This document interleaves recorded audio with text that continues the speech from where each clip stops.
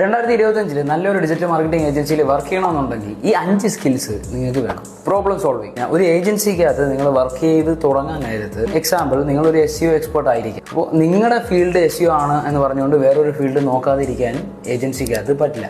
ഒരു പ്രോബ്ലം വരികയാണെന്നുണ്ടെങ്കിൽ അതെങ്ങനെ സോൾവ് ചെയ്യാം, ഒരു ഫസ്റ്റ് സ്റ്റെപ്പ് എങ്കിലും നിങ്ങൾ എടുത്തു വെച്ചേ പറ്റുള്ളൂ. Second, time management.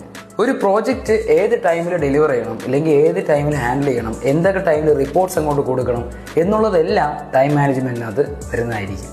Third, taking responsibility. ഒരു ക്ലയന്റിന്റെ പ്രോജക്റ്റ് അല്ലെങ്കിൽ ഒരു ക്ലയന്റിന്റെ ബിസിനസ് മുന്നോട്ട് പോയാലേ നിങ്ങളുടെ ഏജൻസി മുന്നോട്ട് വരുള്ളൂ. സോ ആ ക്ലയന്റിന്റെ ബിസിനസിന്റെ റെസ്പോൺസിബിലിറ്റി നിങ്ങളുടേതാണ്.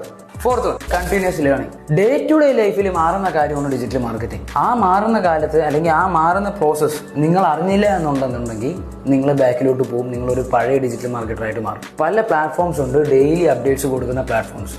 അത് താഴെ ഡിസ്ക്രിപ്ഷനിലുണ്ടാവും, നിങ്ങൾ നോക്കിയിട്ട് പഠിക്കുക.